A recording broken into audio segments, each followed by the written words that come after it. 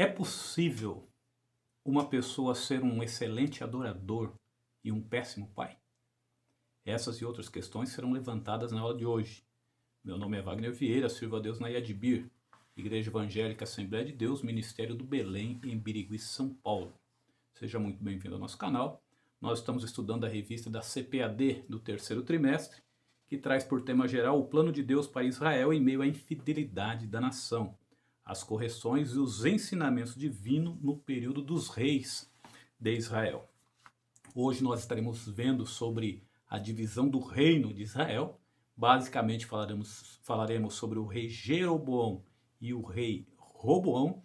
A introdução vai nos dizer que após a morte de Salomão, em 1931, ele foi substituído por Roboão, seu filho.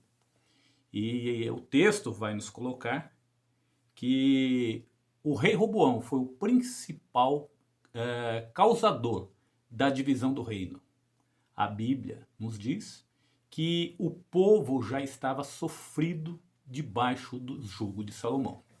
Basta que nós vejamos que Salomão tinha colocado uma carga pesada sobre o povo. Quando Salomão morreu, o povo veio a Roboão, filho de Salomão, e disse assim: alivia o jugo do teu pai de sobre nós e nós te serviremos. Então, aqueles impostos que Salomão colocou sobre a nação, sobre o povo fez uma comparação com o jugo, aquela carga que se coloca sobre o animal. E disseram a Roboão que aquela carga estava pesada demais. Roboão foi se aconselhar com os conselheiros do seu pai Salomão, e eles o aconselharam dizendo que aquele povo era um povo bom. E eles deram ali a lógica da política, quando eles disseram assim: se faça servo deste povo, e este povo te servirá. Logo nós entendemos que política é a arte de servir. Todo político, ele deveria ter no seu coração que quando se chega ao poder na política, se chega para servir ao povo e não para ser servido dele. Roboão, infelizmente, não conseguiu entender essa realidade, e a resposta que ele deu para o povo foi uma resposta que causou a desagregação da nação. A Bíblia diz que após ter se aconselhado com os conselheiros do seu pai, ele se aconselhou com os jovens que tinham crescido com ele. E os jovens disseram assim: assim dirás a esse povo: o meu dedo mínimo é mais pesado do que o lombo do meu pai. Se o meu pai vos castigou com açoite, eu vos castigarei com escorpião. Ora, por que os impostos estavam pesados? Nós temos que entender que um problema, ele não começa um problemão. As crises, elas não começam gigantes. Basta que nós vejamos o problema que nós estamos atravessando, o problema sanitário que nós estamos atravessando, essa pandemia que atingiu todo o mundo. Ela começou num local específico, ela começou pequena e ela foi se agigantando. Assim também aconteceu na divisão do reino de Israel. O problema começou não no próprio Roboão, mas o problema começou em Salomão, a partir da sua infidelidade. A Bíblia vai nos dizer que Salomão, ele tinha 1000 mulheres, entre mulheres e concubinas. Ora, imagina sustentar 1000 mulheres. Se você é casado, você deve ter pelo menos uns 10 pares de sapato da sua esposa aí na sua casa. O vestido, o guarda-roupa dela, muito provavelmente, a parte do guarda-roupa dela é mais ocupada do que a sua. Ela tem mais roupa do que você. Agora imagine-se fazendo isso com 1000 mulheres. E não era só isso. Muitas vezes esses reis, eles não sustentavam somente as suas esposas e concubinas, mas também as suas famílias. Então Salomão, ele agrava o jugo do povo, ele sobe os impostos do povo para ele poder manter a corte. Logo, nós chegamos à conclusão que Salomão tinha perdido totalmente a direção divina. Mesmo porque a Bíblia vai nos dizer que uma das determinações da lei de Moisés era que, quando o povo entrasse na terra e eles quisessem levantar um rei, eles deveriam eleger um rei que o Senhor escolhesse. E esse rei ele deveria ter algumas obrigações. dentre as quais ter uma cópia do livro da lei e ler nele todos os dias da sua vida. Ele não poderia retornar ao Egito, não poderia acumular cavalos do Egito, não poderia ter muitas mulheres. E Salomão, a Bíblia vai nos mostrar que ele colecionou muitos cavalos, éguas egípcias, e vai mostrar também que ele teve muitas mulheres, e a Bíblia vai dizer, no fim da vida, as mulheres lhe corromperam o coração. Então perceba que a crise do reino começa lá em Salomão, quando ele começa a fazer pequenas concessões, quando ele começa a adorar o Senhor e fazer aliança, se casar com mulheres que não serviam ao Senhor. De maneira que para manter essa estrutura, ele teve que aumentar os impostos, de maneira que o povo ficou saturado dos impostos. Quando Salomão morre, o povo vê nisso uma possibilidade de aliviar a sua carga. E, infelizmente, Roboão não foi sábio nas suas decisões e disse palavras desagradáveis ao povo, no que o povo desanimou. Então foi promovido um racha na nação. O profeta Aías tinha profetizado para o profeta Jeroboão, ou melhor, para o Jeroboão, que ele seria rei de 10 nações, 10 tribos, porque a nação estava dividida em 12 tribos. E Deus ainda diz assim, mas por amor de Davi, meu servo, eu conservarei 2 tribos, que era para a linhagem de Davi. É interessante notar que Deus não fala que é por amor a Roboão, nem por amor a Salomão, mas por amor a Davi. Então esse cisma acontece, essa divisão acontece por essa falta de sabedoria de Roboão. É interessante notar que nos dias de hoje, muitas empresas, elas usam o termo colaboradores. Já não chamam mais de empregados e nem de funcionário, mas usam o termo colaboradores, para que as pessoas se sintam parte da empresa, para que as pessoas se sintam parte daquela família e deem o seu melhor pelo fato de se sentirem parte dela. Salomão, infelizmente, não fez isso com a nação e Roboão muito menos. A Bíblia vai nos dizer em Provérbio 29:2 que quando o justo reina, o povo se alegra, mas quando o ímpio reina, o povo suspira. Esse suspira tem o sentido de gemido. Podemos dizer então que Salomão ele tinha se tornado um tirano e o povo estava suspirando, gemendo debaixo do seu jugo. O próprio Salomão, depois na sua velhice, ele vai dar um conselho aos jovens e dizer assim: anda pelo caminho dos teus olhos, mas saiba que Deus vai te trazer a juízo. O que é que Salomão está querendo dizer aqui? Que todos os atos, eles trazem consequência. Salomão começou muito bem, o meio da sua jornada foi muito bom, mas ele, em dado momento, ele tropeçou e na velhice ele pagou esse preço. Prosseguindo aqui na divisão do reino, primeiro tópico, segundo subtópico, vai nos dizer que o autoritarismo de Salomão é que provocou tudo isso. E o povo, quando Jeroboão chega ao poder, eles esperam então sacudir essa dificuldade, esse jugo. A Bíblia vai nos dizer, no livro de Jó, no capítulo 29, verso 12, que ele socorria e ajudava o órfão e a viúva. Em Jó 29, verso 16, vai dizer assim: eu era pai daqueles que nada tinham. Isso era o que Deus esperava do seu povo. A lei de Moisés, ela continha muitas determinações para que se fizesse uma justiça social na nação. Por exemplo, uma pessoa que se vendesse como escravo, ele serviria somente por 7 anos. Ele não serviria como escravo a vida toda, a menos que ele quisesse, isso fosse uma opção dele. Caso contrário, com 7 anos ele deveria ser libertado. E a lei de Moisés ainda dizia assim: você não vai libertar o teu escravo vazio. Você vai abençoar o teu escravo, porque você vai lembrar que você também foi escravo no Egito e o Senhor te libertou. Então Deus espera isso do seu povo. Provérbios 29:7 vai dizer que o justo se informa das causas do pobre, mas o ímpio não quer saber disso. Então, a gente vê que tanto Salomão quanto Roboão, eles estavam alheios ao sofrimento do pobre, ao sofrimento da nação. Prosseguindo, segundo tópico, os erros de Roboão. Nós vamos perceber que Roboão ele comete erros parecidos com os erros de Salomão. Nós vamos, de certa forma, perceber que Salomão não tinha por que cometer aqueles erros.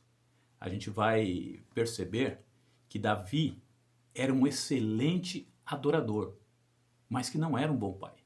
Nós vamos encontrar, por exemplo, no primeiro livro dos Reis, no capítulo 1, verso 6, quando Adonias quis usurpar o trono, a Bíblia vai nos dizer que Davi nunca tinha contrariado seu filho Adonias. Ou seja, Davi era um pai ausente. Davi não tomava as rédeas da casa. A casa era bagunçada, era badernada. Que isso sirva de lição para nós, porque muitas vezes os filhos sofrem porque os pais não impõem limite. Pai que realmente ama seu filho, ele impõe limite porque disciplina é um ato de amor. Nós vamos encontrar também que houve um estupro dentro da casa de Davi, e a Bíblia vai nos dizer que então a ira de Davi se acendeu. Mas a Bíblia não diz que ele tenha feito alguma coisa devido àquela situação, pois Aminon tinha estuprado a própria filha de Davi. Ele tinha estuprado a própria irmã. Mas a Bíblia não diz que Davi tomou alguma atitude, mas simplesmente que acendeu-se a sua ira. O filho de Tamar, o Absalão, ficou esperando que alguma coisa acontecesse. Mas não veio nenhuma represália, não veio nenhuma condenação por aquela atitude, e a Bíblia diz que ele aborrecia o seu irmão. Em outras palavras, ele odiava o seu irmão. E tudo aquilo acontecia dentro da casa de Davi, e Davi não se apercebia, até que Absalão matou Aminon, seu irmão. E a Bíblia vai nos dizer que Davi se irou com toda aquela situação, Absalão fugiu do reino, e de repente o Joabe intercede, depois de 2 anos, o Joabe intercede para que Absalão volte para Jerusalém, e Davi diz então, ele pode voltar para a cidade, mas não vai ver o meu rosto. E a Bíblia vai dizer que apesar de ele estar em Jerusalém, ele ficou 2 anos sem poder ver o pai. Então perceba que Davi era um adorador excelente, mas cometeu muitos erros como pai. Olha como é diferente na vida de Salomão. E eu gostaria de ler aqui no livro de Provérbios, no capítulo 4, quando Salomão escreve assim: porque eu era filho pequeno na companhia de meu pai, e único filho de minha mãe. E ele me ensinava e me dizia: retenha o teu coração as minhas palavras, guarda os meus mandamentos e vive. Adquire sabedoria, adquire inteligência. E não te esqueças nem afastes das palavras da minha boca. Ora, o Salomão sofreu uma influência direta de Davi. Por isso ele escolheu sabedoria. Quando o Senhor lhe perguntou, ele disse: me pede aquilo que você quer. Ele escolheu exatamente sabedoria. Então influenciou bem a vida de Salomão, mas lá na frente a gente vê que Salomão ele toma suas próprias decisões. Isso acontece também na criação dos nossos filhos. Muitas vezes nós criamos os nossos filhos no caminho direito, no caminho certo, enquanto estão debaixo da nossa tutela, eles tomam as decisões corretas, mas depois chega um dado momento em que eles são livres, quando eles não estão mais conosco debaixo do nosso teto, eles tomam as suas próprias decisões. E o nosso desejo é que eles acertem nas suas decisões, que as nossas influências sejam positivas sobre eles. Porém, aquilo que eles tomam como decisão lá fora, são eles que vão sofrer as consequências. Prosseguindo aqui, nós encontramos os maus conselhos dos amigos de Roboão. Existe um ditado por aí que diz que se conselho fosse bom, não se dava, vendia. Mas a Bíblia não concorda com isso. A Bíblia nos diz que na multidão dos conselhos se faz a guerra. A Bíblia vai dizer também que o prudente, ele ouve o conselho. Agora basta nós entendermos de quem é que nós vamos ouvir os conselhos. Porque existem conselheiros que são tiranos. Existem conselheiros, como diz o próprio Salomão, ele escreveu assim: aquele que cuida em fazer o mal mestre de maus intentos o chamarão. Quantas pessoas na sociedade que as pessoas não ganham a alcunha de que ele é liso, de que ele é ligeiro, de que ele é esperto, de que ele é malandro. Não se pode ter conselho de uma pessoa dessa. A Bíblia vai nos apresentar, por exemplo, um caso de um homem chamado Aitofel. E quando Absalão quis usurpar o trono de Davi, quis tomar o trono de Davi, expulsou Davi da cidade, esse Aitofel ele se aproxima de Absalão e diz assim: se você quer cair no coração do povo mesmo, o povo tem que saber que você e seu pai romperam relações mesmo. E Absalão pergunta: mas como é que eu vou fazer isso? E o Aitofel responde: dorme com uma das mulheres do teu pai. E foi exatamente o que Absalão fez. Então perceba que foi um conselho que funcionou, mas um conselho maligno. E quantas pessoas que não estão por aí para dar maus conselhos naquilo que concerne a casamento? Pessoas que às vezes estão em crise no casamento e vão se aconselhar com pessoas que não têm nada a acrescentar no casamento. Pessoas que estão com problemas familiares e vão se aconselhar com pessoas que só vão promover a destruição da família. Então nós temos que tomar muito cuidado de quem nós ouvimos os conselhos. Tópico terceiro: reinado e a idolatria de Jeroboão. Aqui nós temos algumas coisas a observar, dentre elas o seguinte: a Bíblia vai nos dizer que o profeta Aías encontra a Jeroboão no campo e faz promessas a Jeroboão. Ele rasga a sua capa, as suas vestes, em 12 pedaços, dá 10 pedaços para Jeroboão e diz assim a ele: o Senhor cortou o reino das mãos de Roboão, vai cortar o reino das mãos de Salomão. E a Bíblia vai nos dizer que Deus não iria fazer isso na época de Salomão, mas na época de Roboão. E aí então o profeta diz assim: mas o Senhor deu a ti 10 tribos. E é interessante notar que Deus ainda acrescenta. Deus diz assim: quanto a ti, se você andar nos meus caminhos, como andou Davi, teu pai, claro que aqui tem o sentido de pai ancestral, eu farei firme a tua casa e te darei Israel. Olha só, ele estava reinando sobre 10 tribos e Deus ainda prometeu que daria todo Israel para ele, se ele fosse fiel. E a Bíblia vai nos mostrar que, apesar dessas promessas, ele foi infiel. E aqui já cai por terra uma teoria aí que diz assim, que aquele que tem promessa não morre. As promessas de Deus, muitas vezes, elas são condicionais. Deus espera a nossa ação e reação diante daquilo que ele nos propôs, diante da promessa que ele nos fez.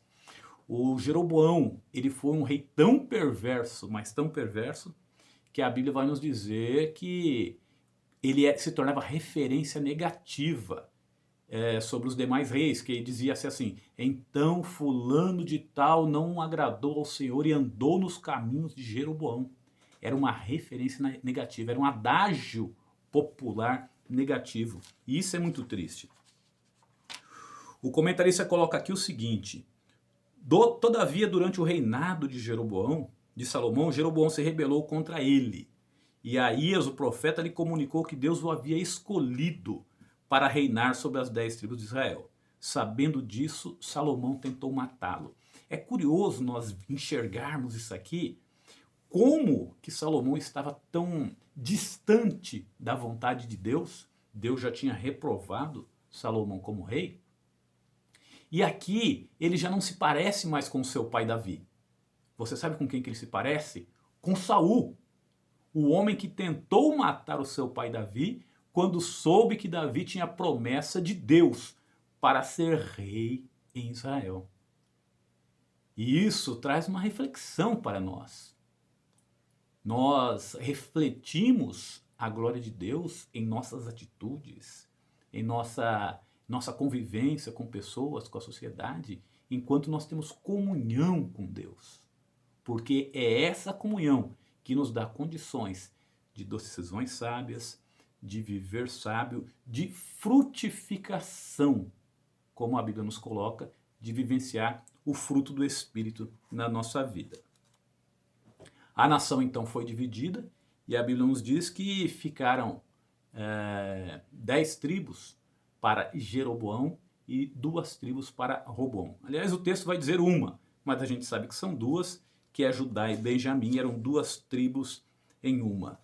Apesar de Jeroboão ter a promessa, a Bíblia vai nos dizer que Moisés disse assim na lei. Ele falou, quando o Senhor escolher um lugar para fazer habitar ali o seu nome, vocês celebrarão festas anual ao Senhor. E eram 3 as festas que os judeus deveriam ir. E essas festas eram em Jerusalém. O que acontece? Jerusalém estava exatamente em Judá, era a capital de Judá. Então o povo que estava ali nas cidades onde estava reinando Jeroboão, eles deveriam 3 vezes ao ano ir adorar lá em Jerusalém. O que é que o Roboão pensou? Se esse povo começar a ir adorar lá em Jerusalém, eles vão acabar se unificando mais uma vez e voltando para Roboão. O que é que ele faz? Ele coloca um bezerro de ouro na região norte e na região sul, praticamente, do seu reinado, das 10 tribos. E ele diz assim, estes, ó Israel, são os teus deuses que te livraram do Egito. Moisés tinha escrito, não terás outros deuses diante de mim. E é curioso notar que quando Deus expulsa o povo da terra de Canaã, ele vai dizer para o povo de Israel, fala assim, essa terra que vocês estão entrando, eu estou tirando o povo dessa terra por causa da idolatria deles. E agora, o povo que foi introduzido na terra, que era o povo de Israel, estava cometendo as mesmas abominações e teriam o mesmo destino. Eles seriam retirados da terra como punição pelos seus atos. E nós entendemos com isso que todo pecado ele traz como consequência a separação do adorador e do seu Deus. Então nós devemos tomar cuidado, principalmente com concessões, com pequenas concessões que nós fazemos, porque são dessas pequenas concessões que podem vir grandes ruínas. Um dia desses eu fui chamar um pedreiro para fazer um serviço na casa de uma pessoa, porque estava tendo uma pequena infiltração, pequena aos meus olhos, né? Eu coloquei uma faca entre o piso e quando eu puxei a faca ela saiu limpa. E eu acreditei que tivesse ali uma pequena infiltração. O pedreiro quebrou todo o piso do banheiro e quando ele pulou dentro do buraco estava dando no joelho. Praticamente o banheiro todo ali estava sendo sustentado só por aquela camada de concreto. Se não bastasse isso, o muro tinha sofrido uma inclinação. Então perceba que aquilo que parecia pequeno já estava gigante. Então nós temos que tomar cuidado com isso. As pequenas concessões podem destruir a nossa jornada espiritual. A Bíblia vai nos dizer que Salomão ele se corrompeu porque ele casou com muitas mulheres. Essas mulheres adoravam outros deuses. E Salomão então sacrificou aos outros deuses. Sendo que a própria Bíblia condena a lei de Moisés, cujo rei deveria ler todos os dias da sua vida, condenava outros deuses diante do Senhor. Então que isso sirva de exemplo e de reflexão para nós. Que Deus te abençoe e até a próxima.